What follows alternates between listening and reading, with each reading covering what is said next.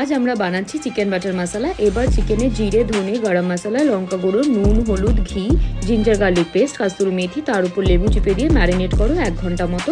তারপর প্যানে ঘি গরম করে অনিয়ন ফ্রাই করে তাতে জিঞ্জার গার্লিক পেস্ট, একটু লঙ্কা গুঁড়ো, একটু টমেটো, একটু কাজু দিয়ে ভালো করে ফ্রাই করে দেন জিরে, ধনে, এলাচ গুঁড়ো দিয়ে ভালো করে কষিয়ে মশলাটা ঠান্ডা করে পেস্ট বানিয়ে নাও। পেস্ট বানানোর সময় একটু জল দিয়ে নিও, তাহলে পেস্টটা হতে খুব ভালো হবে। এবং তুমি যখন এই রেসিপিটা রেডি করবে তখন বুঝবে যে এর থেকে সহজ রেসিপি চিকেন বাটার মশলার অ্যাটলিস্ট হয় না, ঠিক আছে। এরপর প্যানে ভালো করে বাটার গরম করে ম্যারিনেট মাংস দিয়ে 15 মিনিট মতো ফ্রাই করে নাও।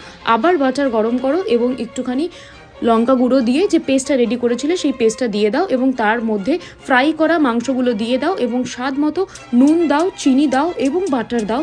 তার উপরে একটু ক্রাশ করা কাস্তুরি মেথি দিয়ে দেবে এবং তার ওপর দিয়ে স্বাদটা চেক হয়ে